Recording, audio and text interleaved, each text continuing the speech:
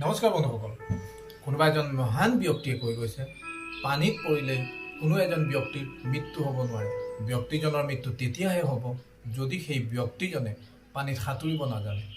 ঠিক তেনেদৰে আমাৰ জীৱনত কোনো পৰিৱেশে বা পৰিস্থিতিয়ে আমাৰ জীৱনত সমস্যাৰ সৃষ্টি কৰিব নোৱাৰে। আমাৰ জীৱনত সমস্যাৰ সৃষ্টি তেতিয়াহে হ'ব যেতিয়া আমাৰ জীৱনত অহা সেই পৰিস্থিতি বা পৰিৱেশৰ লগত আমি নিজকে খাপ খুৱাই আগবাঢ়ি যাব নোৱাৰিম।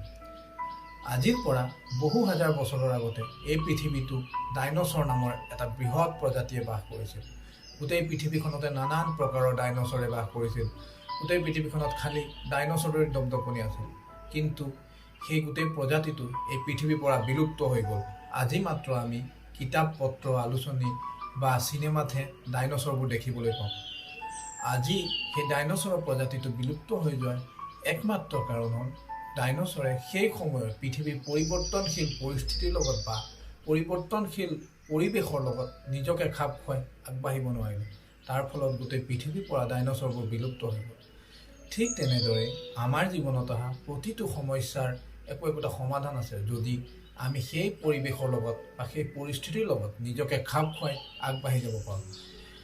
এইখিনিকে কৈ মোৰ এই মটিভেশ্যনেল ভিডিঅ'টো সমাপ্ত কৰিলোঁ। যদি মোৰ এই ভিডিঅ'টো আপোনাৰ ভাল লাগিছে তেন্তে লাইক কৰি দিব, কমেণ্ট কৰিব, ছাবস্ক্ৰাইব কৰি দিবলৈ নাপাহৰিব। ধন্যবাদ। জয় হিন্দ।